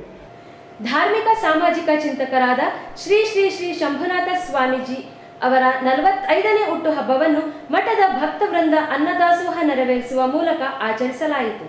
ಅರಕಲಗೂಡು ಪಟ್ಟಣದ ಗ್ರಾಮ ದೇವತೆ ಶ್ರೀ ದೊಡ್ಡಮ್ಮ ದೇವಿಗೆ ಪೂಜೆ ಸಲ್ಲಿಸಿ ಕೇಕ್ ಕತ್ತರಿಸುವ ಮೂಲಕ ಹಾಸನ ಆದಿಚುಂಚನಗಿರಿ ಮಠದ ಶ್ರೀ ಶ್ರೀ ಶ್ರೀ ಶಂಭುನಾಥ ಮಹಾಸ್ವಾಮೀಜಿಯವರ 45ನೇ ಹುಟ್ಟುಹಬ್ಬವನ್ನು ಅರ್ಥಪೂರ್ಣವಾಗಿ ಶ್ರದ್ಧೆ ಭಕ್ತಿ ಭಾವದೊಂದಿಗೆ ಅನ್ನದಾಸೋಹ ನಡೆಸುವ ಮುಖಾಂತರ ಆಚರಿಸಲಾಯಿತು.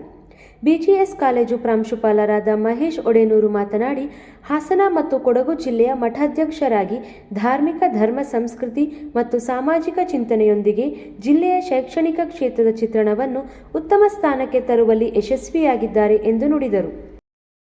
ಯೋಗಿ ಪದ್ಮಭೂಷಣ ಭೈರವೈಕ್ಯ ಡಾಕ್ಟರ್ ಶ್ರೀ ಶ್ರೀ ಶ್ರೀ ಬಾಲಗಂಗಾಧರನಾಥ ಮಹಾಸ್ವಾಮೀಜಿಗಳ ಆಧಾರದಲ್ಲಿ ಸಂಸ್ಥಾನ ನಮಸ್ಕಾರಗಳು ಸಲ್ಲಿಸಿ, ಹಾಗೆಯೇ ಶ್ರೀ ಆದಿಶಂಕರಗಿರಿ ಮಹಾಸಂಸ್ಥಾನ ಮಠದ ಈಗಿನ ಪೀಠಾಧ್ಯಕ್ಷರಾದಂತಹ ಡಾಕ್ಟರ್ ಶ್ರೀ ಶ್ರೀ ಶ್ರೀ ನಿರ್ಮಲಾನಂದನಾಥ ಮಹಾಸ್ವಾಮೀಜಿಯವರ ಪಾದಗಳು ಕೂಡ ಸಾಷ್ಟಾಂಗ ನಮಸ್ಕಾರಗಳನ್ನು ಸಲ್ಲಿಸ್ತೇನೆ.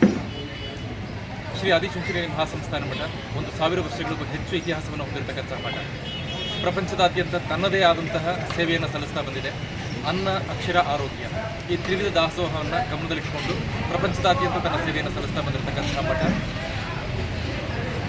ಮಠ ತನ್ನ ಶಿಷ್ಯ ಪರಂಪರೆಯಲ್ಲಿ ಬಾಲಗಂಗಾಧರನಾಥ ಸ್ವಾಮೀಜಿಗಳು ಹಲವಾರು ಶಿಷ್ಯರನ್ನು ಹೊಂದಿದ್ದಾರೆ. ಅವರ ಅತ್ಯಂತ ಅಚ್ಚುಮೆಚ್ಚಿನ ಶಿಷ್ಯರಲ್ಲಿ ಹಾಸನದ ಶ್ರೀ ಆದಿಚುಂಚನಗಿರಿ ಮಹಾಸಂಸ್ಥಾನ ಮಠದ ಪೂಜ್ಯರಾದಂತಹ ಪರಮ ಪೂಜ್ಯ ಶ್ರೀ ಶ್ರೀ ಶಂಭುನಾಥ ಮಹಾಸ್ವಾಮೀಜಿಯವರು. ಅವರು ಹಾಸನ ಹಾಗೂ ಕೊಡಗು ಜಿಲ್ಲೆಯ ಉಸ್ತುವಾರಿಯನ್ನು ಸತತವಾಗಿ 20 ವರ್ಷಗಳಿಂದ ನೋಡ್ಕೊಳ್ತಾ ಬಂದಿದ್ದಾರೆ. ಬಹುಶಃ ಅವರು ಹಾಸನ ಜಿಲ್ಲೆಗೆ ಆದ ನಂತರ ಹಾಸನ ಜಿಲ್ಲೆಯ ಧಾರ್ಮಿಕ ಚಿತ್ರಣವೇ ಬದಲಾಗಿದೆ ಅಂತಂದರೆ ತಪ್ಪಾಗಲಿಕ್ಕಿಲ್ಲ. ಕಾರಣ ಧರ್ಮಕ್ಕೆ ಅತಿ ಹೆಚ್ಚು ಮಹತ್ವವನ್ನು ಕೊಟ್ಟು ಸಾಮಾಜಿಕ ಕಳಕಳಿಯನ್ನು ಹೊಂದಿರತಕ್ಕಂಥ ಅತ್ಯಂತ ಶ್ರದ್ಧಾಭಕ್ತಿಯನ್ನು ಮೈಗೂಡಿಸ್ಕೊಂಡಿರ್ತಕ್ಕಂತಹ ಒಬ್ಬ ಸ್ವಾಮೀಜಿಗಳು ಅವರಾಗಿದ್ದಾರೆ. ಆ ನಿಟ್ಟಿನಲ್ಲಿ ಹಾಸನ ಜಿಲ್ಲೆಗೆ ಬಂದು 20 ವರ್ಷಗಳಾದಂಥ ಈ ಸಂದರ್ಭದಲ್ಲಿ ಅವರಿಗೆ 45 ವರ್ಷಗಳು ತುಂಬುತ್ತಾ ಇದೆ.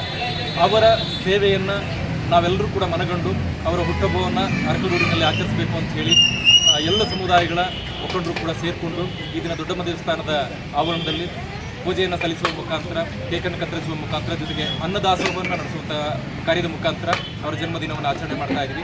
ಈ ಆಚರಣೆಗೆ ತಾಲೂಕಿನ ಎಲ್ಲ ಸಮಸ್ತ ಭಕ್ತರು ಕೂಡ ಕೈ ಜೋಡಿಸಿದ್ದಾರೆ. ಈ ಸಂದರ್ಭದಲ್ಲಿ ಭಗವಂತ ಶಂಭುನಾಥ ಸ್ವಾಮೀಜಿಗಳಿಗೆ ಇನ್ನೂ ಹೆಚ್ಚಿನ ಆರೋಗ್ಯ ಮತ್ತು ಆಯುಷ್ಯ ಭಾಗ್ಯವನ್ನು ಕೊಟ್ಟು ಮತ್ತಷ್ಟು ಸೇವೆಯನ್ನು ಈ ಹಾಸನ ಜಿಲ್ಲೆ ಹಾಗೂ ಕೊಡಗು ಜಿಲ್ಲೆಗೆ ಕೊಡುವ ಹಾಗೆ ಮಾಡಲಿ ಅಂತ ಹೇಳಿ ಈ ದೊಡ್ಡಮ್ಮ ತಾಯಿಯಲ್ಲಿ ಬೇಡ್ಕೊಳ್ಳಿ. ಈ ವೇಳೆ ಪ್ರಭು ಶ್ರೀಧರ್, ದೊಡ್ಡಬೆಮ್ಮತಿ ಸುರೇಶ್, ರೇವಣ್ಣ, ಅನಿಲ್ ಗೌಡ ಹಾಜರಿದ್ದರು. ಚನ್ನರಾಯಪಟ್ಟಣ ತಾಲೂಕಿನ ಕಸಬಾ ಹೋಬಳಿ ಕೃಷಿ ಪತ್ತಿನ ಸಹಕಾರ ಸಂಘದ ನೂತನ ಅಧ್ಯಕ್ಷರಾಗಿ ಕುರುವಂಕ ದೇವರಾಜೇಗೌಡ ಅವಿರೋಧವಾಗಿ ಆಯ್ಕೆಯಾದರು. ಈ ಹಿಂದೆ ಅಧ್ಯಕ್ಷೆ ಲತಾ ರಾಜೀನಾಮೆಯಿಂದ ತೆರವಾಗಿದ್ದ ಸ್ಥಾನಕ್ಕೆ ಚುನಾವಣೆ ನಡೆಯಿತು. ಸಂಘದ ನಿರ್ದೇಶಕ ಕುರುವಂತ ದೇವರಾಜೇಗೌಡ ಒಬ್ಬರೇ ನಾಮಪತ್ರ ಸಲ್ಲಿಸಿದ್ದರಿಂದ ಅವರ ಆಯ್ಕೆ ಅವಿರೋಧ ಎಂದು ಚುನಾವಣಾಧಿಕಾರಿಯಾಗಿ ಸೇವೆ ಸಲ್ಲಿಸಿದ ಸಹಕಾರ ಇಲಾಖೆ ವಿಸ್ತರಣಾಧಿಕಾರಿ ಸುನಿಲ್ ಘೋಷಣೆ ಮಾಡಿದರು. 12 ಮಂದಿ ಸದಸ್ಯ ಬಲ ಇರುವ ಸಂಘದಲ್ಲಿ 9 ಮಂದಿ ಚುನಾವಣಾ ಪ್ರಕ್ರಿಯೆಯಲ್ಲಿ ಪಾಲ್ಗೊಂಡಿದ್ದರು.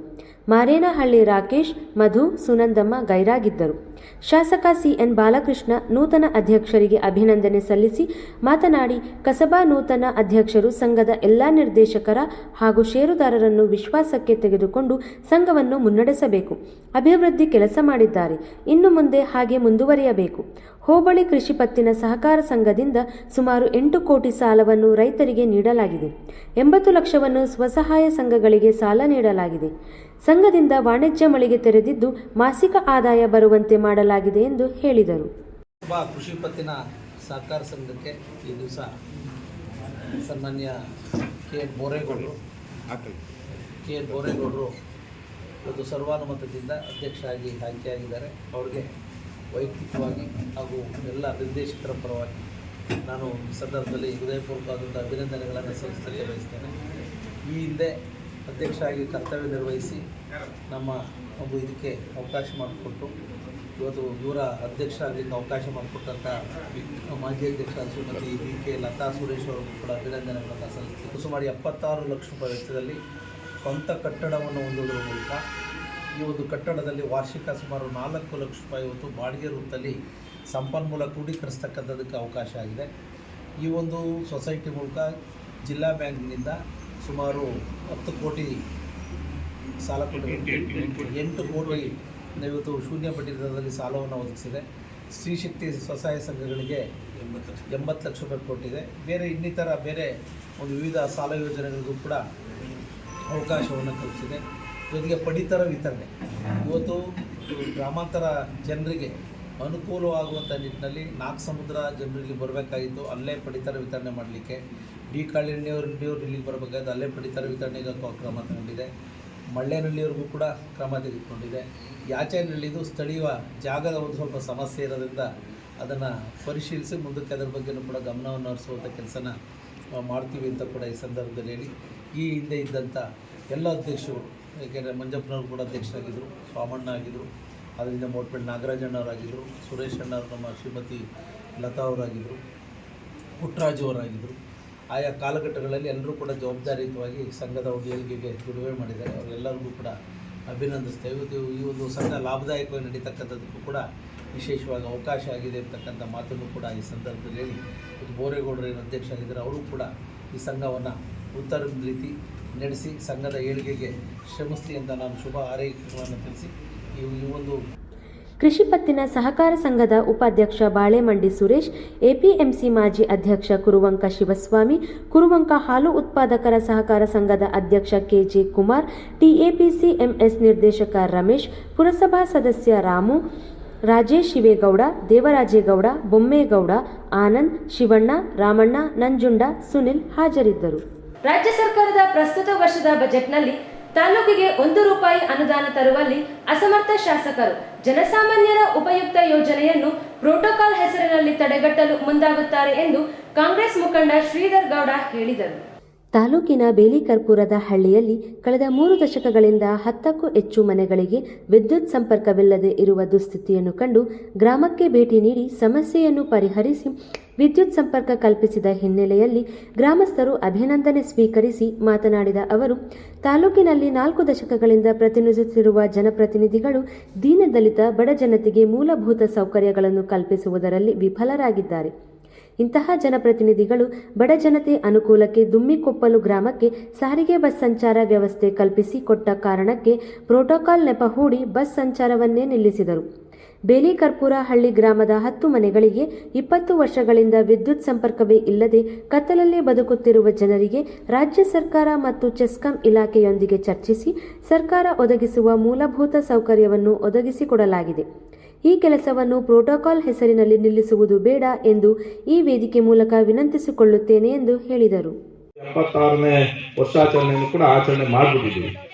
ಇಷ್ಟಾದರೂ ಕೂಡ ಇನ್ನೂ ಕೂಡ ನಾವು ಹಳ್ಳಿಗಳಿಗೆ ಸರಿಯಾದಂತಹ ವಿದ್ಯುತ್ ಸಂಪರ್ಕವನ್ನು ಒದಗಿಸ್ಲಿಕ್ಕೆ ಆಗಲಿಲ್ಲ ಅಂತಂದ್ರೆ ನಮ್ಮ ಯಾವ ಮಟ್ಟದಲ್ಲಿ ಪ್ರಗತಿಯಲ್ಲಿ ಇದ್ದೀವಿ ಅಂತ ಅನ್ನೋದನ್ನ ಚಿಂತನೆ ಮಾಡಬೇಕಾಗ್ತದೆ ಅಂತಕ್ಕಂಥ ಮಾತನ್ನು ಕೂಡ ಈ ಸಂದರ್ಭದಲ್ಲಿ ನಾನು ಹೇಳ್ತಾ, ನಮ್ಮ ಬಾಬಾ ಸಾಹೇಬ್ ಅಂಬೇಡ್ಕರ್ ಅವರು ಕೂಡ ಅವ್ರು ಹೇಳ್ತಾರೆ, ಈ ದೇಶದಲ್ಲಿ ಹುಟ್ಟತಕ್ಕಂಥ ಪ್ರತಿಯೊಬ್ಬರಿಗೂ ಕೂಡ ಮೂಲಭೂತ ಸೌಲಭ್ಯಗಳು ಸಿಗುವಂತೆ ಆಗಬೇಕು ಅನ್ನುವ ಉದ್ದೇಶವನ್ನ ಇಟ್ಟುಕೊಂಡು ಈ ನಮ್ಮ ಸಂವಿಧಾನವನ್ನ ಬರಿತಾ ಇದ್ದೀನಿ ಅಂತಕ್ಕಂಥ ಮಾತನ್ನ ಅವ್ರು ಹೇಳ್ತಾರೆ. ಸಂವಿಧಾನವನ್ನು ಬರಿತಾ ಇರ್ತಕ್ಕಂಥ ಸಂದರ್ಭದಲ್ಲಿ ಆದ್ರೆ ಎಲ್ಲಿ ಹೋಗ್ತಾ ಇದ್ದೀವಿ ನಾವು? ಇನ್ನು 75 ವರ್ಷ ಆದ್ರೂ ಕೂಡ ಸ್ವತಂತ್ರ ಬಂದು 75 ವರ್ಷ ಆದ್ರೂ ಕೂಡ ಒಂದು ಹಳ್ಳಿಯ ಸುಮಾರು 10 ಮನೆಗಳಿಗೆ ವಿದ್ಯುತ್ ಸಂಪರ್ಕನೇ ಕೊಡ್ಲಿಕ್ಕೆ ಆಗ್ಲಿಲ್ಲ ಅಂತಂದ್ರೆ ನಮ್ಮ ಸಂವಿಧಾನದ ಆಶಯಗಳಿಗೆ ನಾವು ಗೌರವವನ್ನು ಕೊಡ್ತಾ ಇದೀವ ಅನ್ನೋದನ್ನ ಯೋಚನೆ ಮಾಡಬೇಕಾದಂತ ದಿನ ಆಗಿದೆ ಇವತ್ತು. ಇನ್ನು ಸ್ಥಳೀಯವಾಗಿ ನಾವು ನೋಡಕ್ ಹೋದ್ರೆ 40 ವರ್ಷದಿಂದ ನೋಡ್ತಾನೆ ಇದ್ದೀರಿ ನೀವು ಕೂಡ. ಇವರೇ ರಾಜಕಾರಣಿಗಳು ಆಡಳಿತ ಮಾಡ್ಕೊಂಡು ಬಂದಿರ್ತಕ್ಕಂಥದ್ದು, ಯಾಕೆ ಅವ್ರ ಗಮನಕ್ಕೆ ಇದು ಬರ್ಲಿಲ್ವಾ? ಹಾಗಾದ್ರೆ 40 ವರ್ಷದಿಂದ ನೀವೇನು ಓಟ್ ಹಾಕಿಲ್ವಾ? ಯಾವ್ದಾರ ಗಮನಕ್ಕೆ ತಂದ್ರ ಕರೆಂಟ್ ಐತಾ ಇಲ್ಲ ಅಂತ 3 ಸತಿ ಅರ್ಜಿದ್ರಿ, ಇನ್ನೂ ಕೂಡ ಆಗ್ಲಿಲ್ಲ.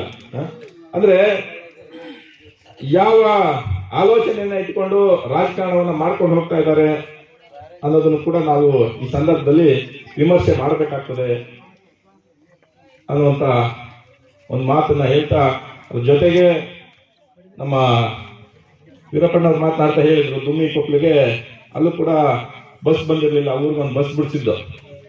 ನಮ್ಮ ಮಾಧ್ಯಮದ ಸ್ನೇಹಿತರಿಗೂ ಚೆನ್ನಾಗಿ ಗೊತ್ತಿದೆ.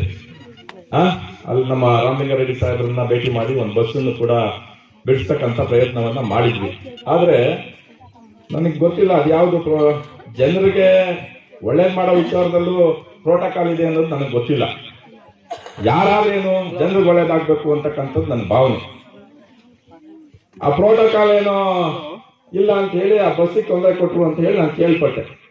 ನಾನು ಶಾಸಕರಲ್ಲಿ ಮನವಿ ಮಾಡ್ತಾ ಇದ್ದೀನಿ, ಈ ಊರಿಗೆ ವಿದ್ಯುತ್ ಸಂಪರ್ಕವನ್ನ ಕೊಟ್ಟಿದ್ದಾರೆ, ದಯಮಾಡಿ ಇದನ್ನು ಪ್ರೋಟೋಕಾಲ್ ಹೆಸರಿನಲ್ಲಿ ತಡೆಯೋ ಪ್ರಯತ್ನನ ಮಾಡಬೇಡಿ. ಅಂದ್ರೆ ಕರೆಂಟ್ ಕಟ್ ಮಾಡಿಸೋ ಕೆಲಸಕ್ಕೆ ಕೈ ಹಾಕಬೇಡಿ ಅಂತ ಹೇಳಿ ಮಾನ್ಯ ಶಾಸಕರಲ್ಲಿ ವಿನಂತಿಯನ್ನ ಮಾಡ್ಲಿಕ್ಕೆ ಈ ಸಂದರ್ಭದಲ್ಲಿ ಬಯಸ್ತಾ ಇದ್ದೀನಿ. ತಮಗೂ ಕೂಡ ಹಿಂದೆ ಗ್ರಾಮಸ್ಥರು ಗಮನಕ್ಕೆ ತಂದಿದ್ದಾರೆ, ತಾವು ಮಾಡ್ಲಿಲ್ಲ ಅಂತ ಹೇಳಿ ನನ್ನ ಗಮನಕ್ಕೆ ತಂದ್ಬಿಟ್ಟವ್ರೆ, ಇದನ್ನೇ ತಪ್ಪು ಅನ್ಕೋಬೇಡಿ ಅಂತ ಹೇಳಿ ಈ ಸಂದರ್ಭದಲ್ಲಿ ನಾನು ಅವರಿಗೆ ಒಂದು ಮನವಿಯನ್ನ ಮಾಡಿ. ಕೊನೆಯದಾಗಿ headlines. CM Siddaramaiah DCM DK Shivakumar ಬೆಂಬಲದಿಂದ ಶ್ರೇಯಸ್ ಪಟೇಲ್ ಲೋಕಸಭೆ ಅಭ್ಯರ್ಥಿಯಾಗಿ ಆಯ್ಕೆ, ಗೃಹ ಮಂಡಳಿ ನಿಗಮದ ಅಧ್ಯಕ್ಷ ಕೆಎಂ ಶಿವಲಿಂಗೇಗೌಡ ಹೇಳಿಕೆ. ಎಂಎಸ್ಪಿ ದರದಲ್ಲಿ ಉಳಿದ ಕೊಬ್ಬರಿ ಖರೀದಿ ಮಾಡಿ ಬೆಳೆಗಾರರಿಗೆ ಕೇಂದ್ರ ನೆರವಾಗಲಿ, ಇಲ್ಲವಾದ್ರೆ ಹೋರಾಟ, ಗೃಹ ಮಂಡಳಿ ನಿಗಮದ ಅಧ್ಯಕ್ಷ ಕೆಎಂ ಶಿವಲಿಂಗೇಗೌಡ ಎಚ್ಚರಿಕೆ. ಲೋಕಸಭಾ ಚುನಾವಣೆಯಲ್ಲಿ ಟಿಕೆಟ್ ಕೊಡುವ ವಿಚಾರದಲ್ಲಿ ಹೈಕಮಾಂಡ್ ಯಾವ ತೀರ್ಮಾನ ಕೈಗೊಂಡರೂ ಬಿಜೆಪಿ ಕಾರ್ಯಕರ್ತರು ಕೆಲಸ ಮಾಡಲಿದ್ದಾರೆ, ವಿಧಾನ ಪರಿಷತ್ ಉಪಸಭಾಪತಿ ಪ್ರಾಣೇಶ್ ಹೇಳಿಕೆ. ಮತ್ತು ಹಿರಿಯ ನಾಗರಿಕರ ವೇದಿಕೆಯ 5 ಬೇಡಿಕೆಯನ್ನು ಸರ್ಕಾರದ ಗಮನ ಸೆಳೆಯುವೆ, ವಿಶ್ವ ಕ್ಯಾನ್ಸರ್ ದಿನಾಚರಣೆಯಲ್ಲಿ ಗೃಹ ಮಂಡಳಿ ನಿಗಮದ ಅಧ್ಯಕ್ಷ ಕೆಎಂ ಶಿವಲಿಂಗೇಗೌಡ ಹೇಳಿಕೆ. ಮುಂದಿನ ವಾರ್ತಾ ಸಂಚಿಕೆಗಳೊಂದಿಗೆ ಮತ್ತೆ ಭೇಟಿಯಾಗೋಣ. ವಂದನೆಗಳು.